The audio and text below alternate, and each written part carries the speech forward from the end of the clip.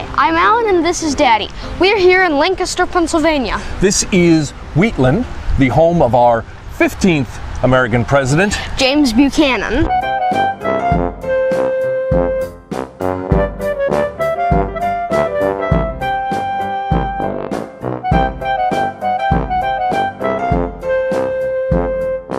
And James Buchanan lived in Lancaster. He was a lawyer here.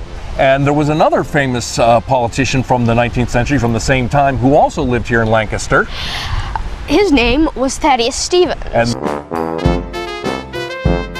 And they were about as different as you could possibly be and didn't really particularly like each other. They did have some things in common. They were both bachelors.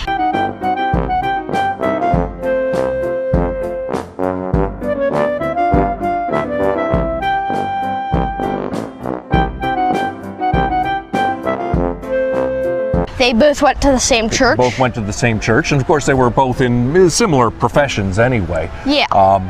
Both lawyers, for that matter. Yes. But they were on very opposite sides of the issue and apparently did not get along all that well at all.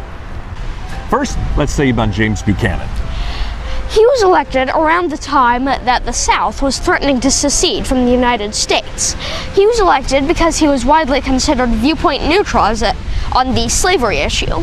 He was from the North, but he had some sympathies towards the South. He was an ambassador to Britain. Ambassador to Britain, so he wasn't here when most of this was coming about, so that made him somewhat neutral. He also was very much against the South seceding. However, he was more against a war.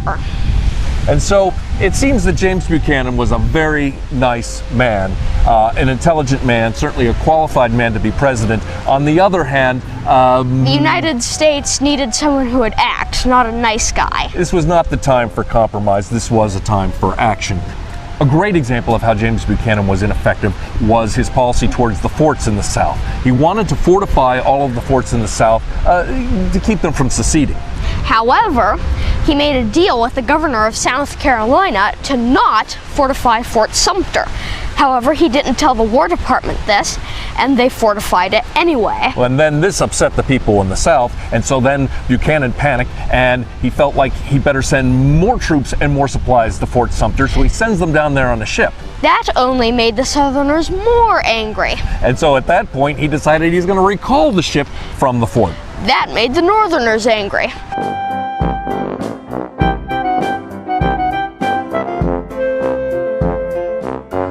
And so it seems that sometimes James Buchanan couldn't win. He really just wanted to create peace, but he sort of lacked the leadership that Abraham Lincoln would ultimately bring to the cause.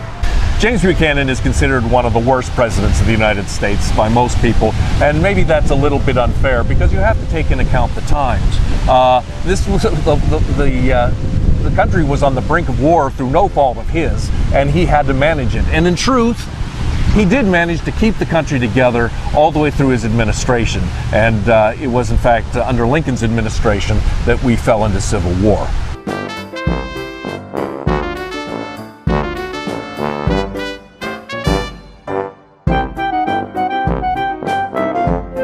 Now we're at James Buchanan's grave.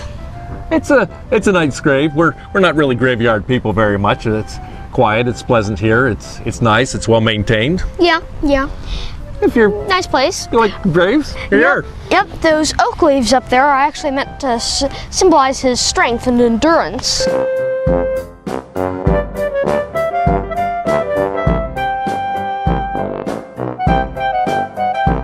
That's pretty good. Maybe it's a Mason thing, you know. Yeah, he's got a Mason thing there. Could be that. Yeah, War of 1812 veteran thing there. We thought we'd stop by here. It's only fair since we're going to go see Thaddeus Stevens' grave as well. Yeah, wait a second. If it's only fair to see James Buchanan's grave, then shouldn't it also be only fair to see Thaddeus Stevens' house? Yes, but it's not ready yet. Stevens was sort of forgotten about for a long time, and they're just now restoring it. When Stevens was alive, his home looked like this. And until recently, it looked like this. Now, it looks like this. But it still isn't open yet. Here we are at Thaddeus Stevens' grave. He has a large marker, but relative to Buchanan's grave, it isn't well maintained. It's a very busy part of town. There's a lot of old broken headstones and some broken vases by his grave, and with a few marigolds and some plastic American flags. He chose to be buried here because at the time this was the only cemetery where you could bury both black people and white people.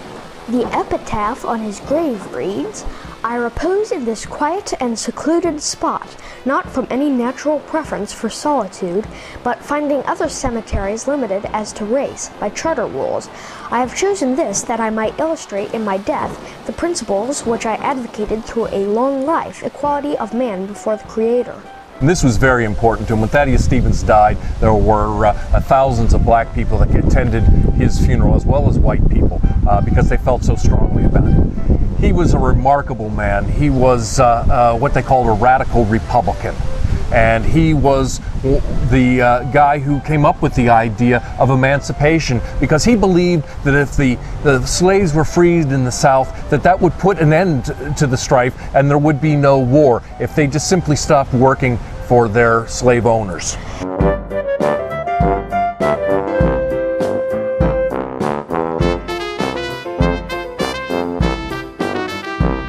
Also a champion of education. He was a champion of not just African American rights, but also those of women, of Native Americans, of Jews, of Mormons, of all sorts of minorities. And probably part of this was because he felt like an outsider himself. He always felt awkward. He was born with a club foot and seemed to be a champion of the little guy. He was also responsible, as chairman of the Ways and Means Committee, of figuring out how they were going to pay for the Civil War and seeing that was done. He was also responsible for seeing to it that Andrew Johnson was impeached, which is not necessarily a good thing, because in reality he had him impeached merely because he didn't like his political views, not because of any high crimes and misdemeanors. It's taken a very long time for people to realize what a great man Stevens was. Many people felt he was a hateful, vindictive man who wanted to destroy the South, and there was some truth in that. One of the other big differences between Stevens and Buchanan is Buchanan was a compromiser. He wanted everybody to sort of get along, and he thought he could maybe talk them into it. Stevens, on the other hand, he was a radical Republican. He wanted to institute martial law in the South after the war and make them capitulate, and that would bring things along. For quite some time after the Civil War, Stevens was considered to be the bad guy. In D.W. Griffith's silent film, Birth of a Nation, Congressman Stoneman, a Stevens-like character, is seen as intemperate, while the Klan is made out to be heroic.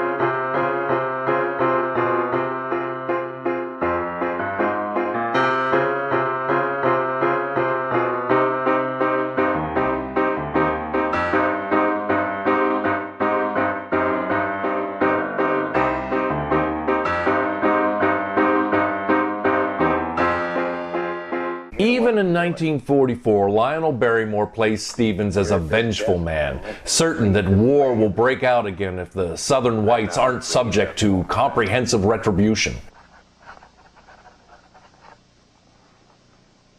This proclamation pardons all and restores full citizenship to all who fought for the lost cause in the war between the states. All? Did you say all? All. Not Jeff Davis. Jeff Davis, too.